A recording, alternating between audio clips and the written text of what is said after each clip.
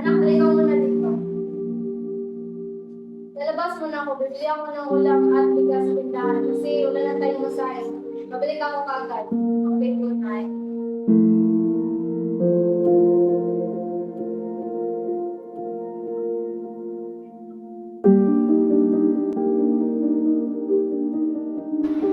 Sige pare, yung nanda na inam, tutang sagot din naman ito. Oo nga mga pare, buti na lang, meron tayong galanting kaibigan. Cheers mga pare! Cheers! Aling Marites, pwede pa order kami ng lumpia at pansit. Pagpulutan namin dito.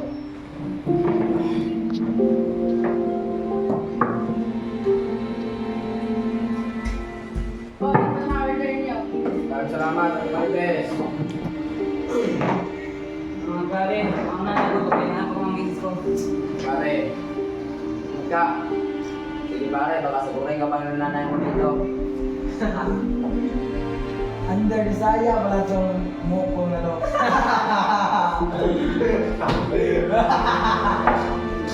Sige mga pare, una na rin ako, meron pa ako pasok bukas.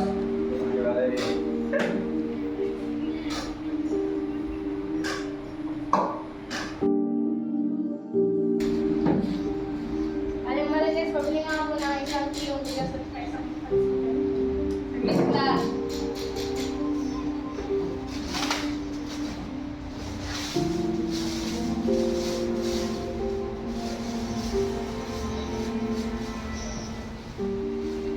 Oo, naman sila yung Merda.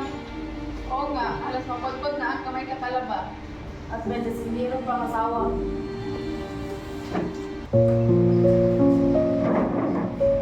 Manong Bukal, Asa lang nanay mo? may binili ko sa tindahan.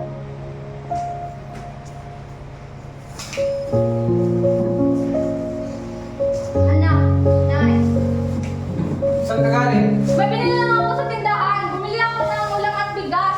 Sinungaling ka, wag mo nga ako nukuhin. Aray, may pala sasaktan ako! Nay, Siguro lumalandi ka na sa labas, no? Tay, tama na po. Maawa naman po kay kinanay. Wala naman po siyang ginagawang masama. Siguraduhin nyo lang, ha?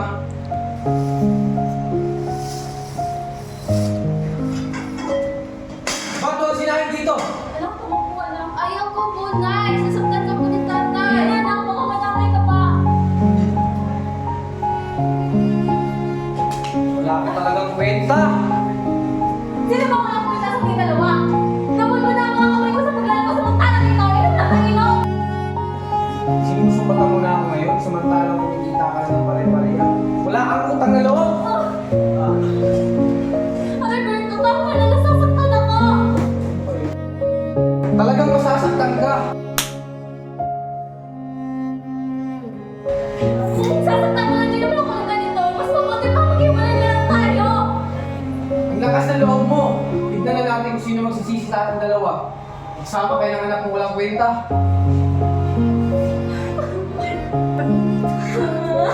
Pare anak ni Beto. Iyak, bakit ka umiyak? Tulungan niyo po ako. Sinasaktan ko ni tatay ang nanay ko. Sige nga, tara.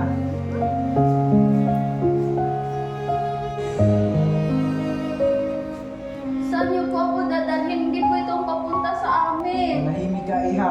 Para awa niyo na, pakawalan niyo ako. Mamaya iya, pagpawalan din namin. Huwag po, huwag po. Pagod ka pare. Tulong! Tulong!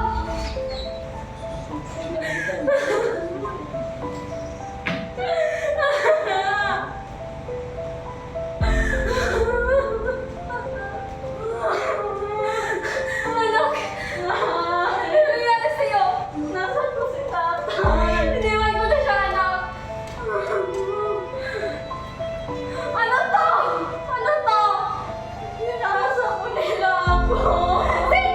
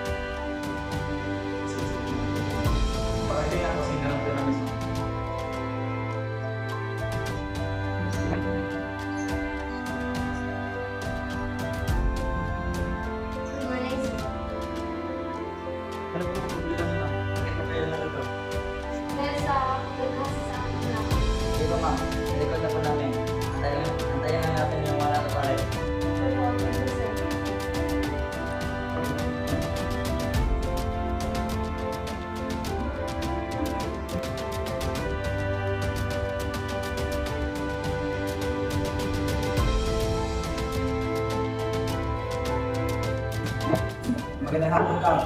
Kayo po ba si Tomasito Dilario at Oscar Dilubio? Kami po yan, sir. May warrant na balik kayo. Bakit po, sir?